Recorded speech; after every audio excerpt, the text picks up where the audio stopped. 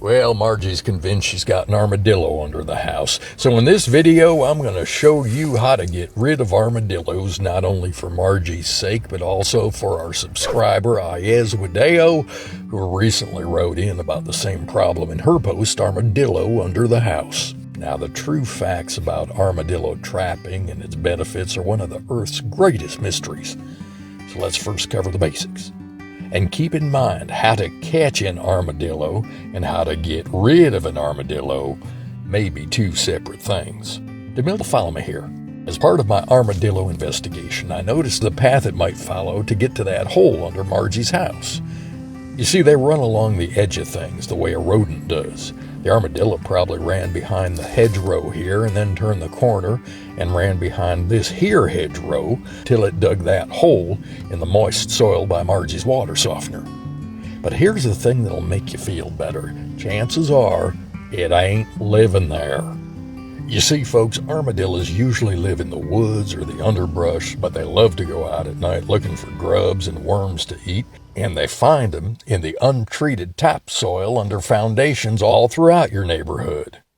They just travel from one house to the next to eat and then go home, and they follow their scent back the next night when they're hungry again. So could an armadillo be living in there? Well, maybe. But it's more likely this is just an armadillo drive-through. So here's what I done to solve the armadillo problem at Margie's, and everything I'm about to show you only cost about $40, which is a steal compared to a typical trapping and removal fee of $300. Check out our description below for product links if you want.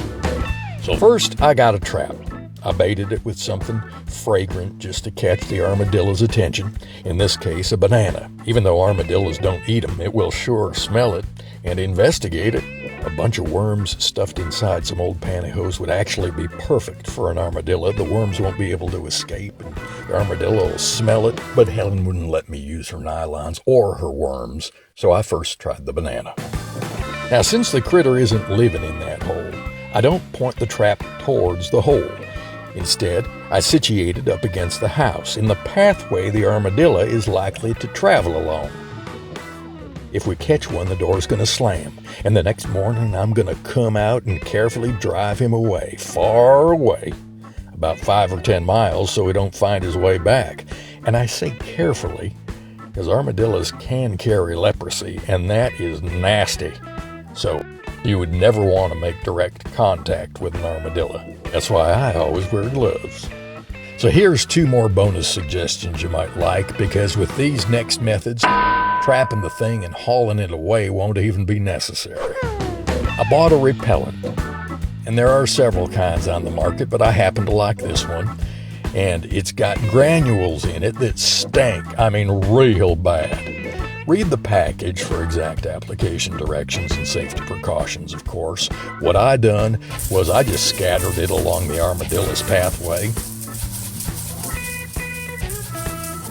And to get it back behind these shrubs, I threw it against the house and let it fall to the ground back there. Through this. Next thing I did was fill in the hole. Even added a bag of concrete. Watered it real good.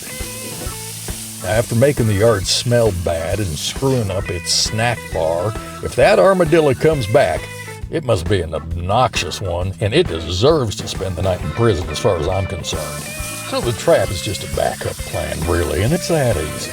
You might even want to just start with the simple techniques first, save the trap till later if you really need it.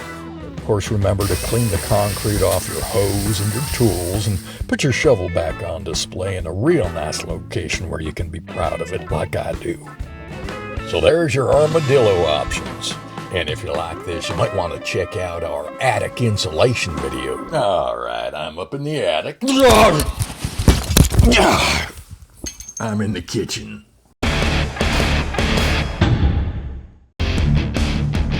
Sure do hope you'll like and subscribe. According to our polling, Merv's Service Secrets is the universe's #1 viewer participation channel. Ain't that right, DeMille?